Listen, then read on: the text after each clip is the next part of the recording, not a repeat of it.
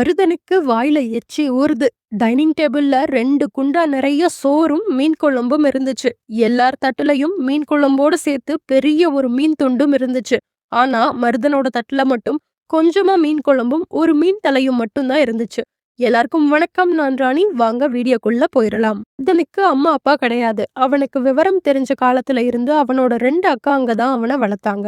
அவங்க 3 பேருக்குமே சொத்து, நிலம், பணம்னு எதுவும் கிடையாது. அவங்க தங்கி இருக்கிற வீட்டை தவிர. 2 அக்காக்களுமே கஷ்டப்பட்டு வேலை பார்த்து மருதனை 10ஆம் வகுப்பு வரை படிக்க வச்சாங்க. அதுக்கு மேல அவங்களால படிக்க வைக்க முடியல.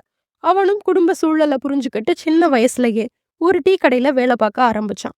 அவங்க 3 பேரோட சம்பளமும், தினமும் அவங்க சாப்பிடுற சாப்பாடு, அவசரம்னா மருத்துவ செலவு பண்ணிக்கவே சரியா இருந்துச்சு. வருடங்கள் என்னவோ அப்படியே தான் ஓடிட்டு இருந்தது.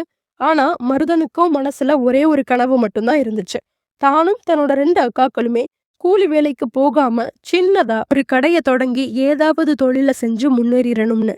என்னதான் கனவு திட்டம்னு எல்லாமே இருந்தாலும் கூட சின்னதா ஒரு தொழில தொடங்குற அளவுக்கு அவங்க கையில மூலதனமா பணம் இருக்கல. அப்படியே நாட்கள் கொஞ்சம் போகுது. வீட்லயே சின்னதா ஒரு டிஃபன் சென்டர் மாதிரி ஆரம்பிக்கலாம்னு மருதனும் அவனோட 2 அக்காக்களும் அவங்க வேலை பார்க்குற இடத்துல இருந்து கொஞ்சம் பணத்தை கடனா வாங்கிட்டு வர்றாங்க.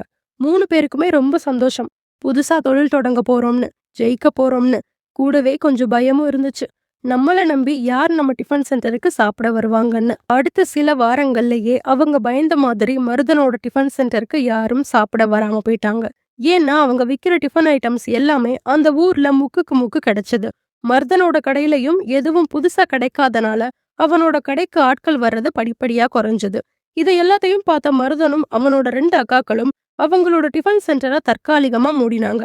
அடுத்து என்ன பண்றதுன்னு ஒன்னும் புரியாம பழையபடியே தினக்கூலி வேலைக்கு கிளம்பி போனாங்க. ஒரு வாரம் அப்படியே போச்சு. மருதனுக்கு அவங்களோட புது டிஃபன் சென்டரை மூடுனதுல இருந்து தூக்கமே இல்ல. இரவு பகலா ஒரே குழப்பம் அவனுக்கு. அடுத்து என்ன பண்றதுன்னு. 2 அக்காக்களுக்கும் திருமணம் பண்ணி கரையேத்தனுமே. இப்படி அவங்கள கூலி வேலைக்கு அனுப்பிட்டு இருந்தா யார் அவங்கள முன் வந்து கல்யாணம் பண்ணிப்பாங்க அப்படின்னு மனசை போட்டு குழப்பிட்டு இருந்தான். மறுநாள் காலையில அவன் வழக்கமா போற டீ கடைக்கு வேலைக்கு போகல.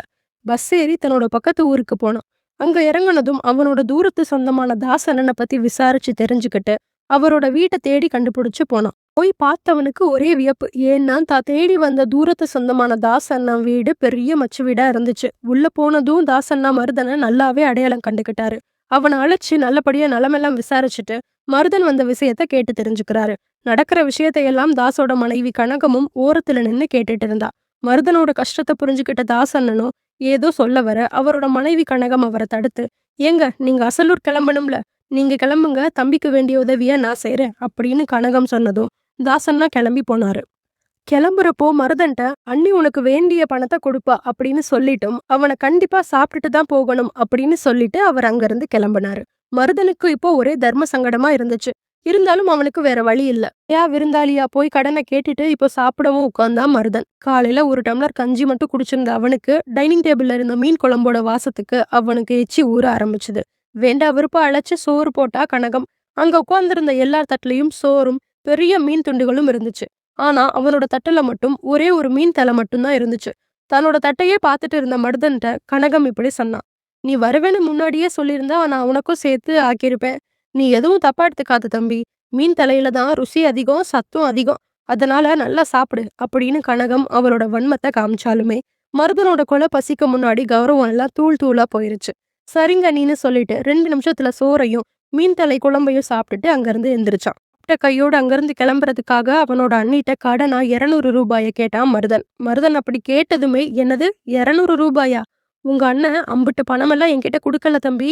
இந்தா இதுல 50 ரூபாய் இருக்கு. அடுத்த மாசம் என்கிட்ட திருப்பி கொடுத்துடணும் அப்படின்னு சொல்லி மருதனோட கையில வெறும் 50 ரூபாய கொடுத்தா கனகம்.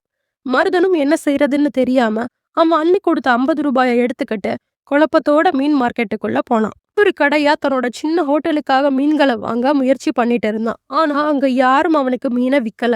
ஏன்னா மருதன் கிட்ட இருக்கிறதோ வெறும் 50 ரூபாய். ஆனா அவன் கேட்டதோ கிலோ கணக்குல மீன்களை. 1 மணி நேரமா மீன் மார்க்கெட்டுக்குள்ளேயே அங்கேயும் இங்கேயுமா நடந்துட்டு இருந்தான் மருதன்.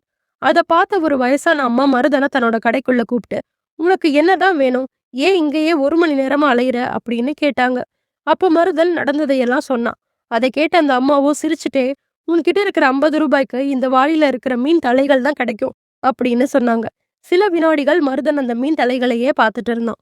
அப்புறம் திடீர்னு நான் இந்த மீன் தலைகளையே வாங்கிக்கிறேன்னு சொல்ல, அதுக்கு அந்த வயசான அம்மாவோ, "என்னது மீன் தலைகள வாங்கிக்கிறியா? இத சுத்தம் பண்றதே கஷ்டமா இருக்கும். அப்புறம் எப்படிப்பா உன் கடைக்கு சமைப்ப?" அப்படின்னு கேட்டாங்க. அதுக்கு மருதனோ, "பரவாயில்லங்க. நான் இந்த மீன் தலைகளையே வாங்கிக்கிறேன். குடுங்க." அப்படின்னு சொல்லி ரூ. 50க்கு மீன் தலைகள வாங்கிட்டு வீட்டுக்கு வந்தான். மீன் மார்க்கெட்ல இருந்து அந்த வயசான அம்மா சொன்ன மாதிரி மீன் தலைகள கழுவுறது ரொம்ப கஷ்டமா தான் இருந்துச்சு. இருந்தாலும் கஷ்டத்த பார்க்காம மருதனும், அவனோட 2 அக்காக்களும் சேர்ந்து மீன் தலைகள சுத்தம் பண்ணினாங்க. கொஞ்ச நேரத்திலேயே மீன் தலைகள போட்டு குழம்பு செய்ய ஆரம்பிச்சாங்க. அதோட வாசனை பக்கத்து தெருக்கள் முழுக்க வந்துச்சு. யாரோ பக்கத்துல மீன் குழம்பு சமைக்கிறாங்கன்னு எல்லாரும் நினைச்சாங்க. மருதனோ அவனோட சின்ன ஹோட்டல் விறகடுப்புல மீன் தல குழம்பு செஞ்சான். பெரிய ஒரு போர்டையும் போட்டான். அதுல எளிய மக்களும் வாங்கி சாப்பிடலாம்.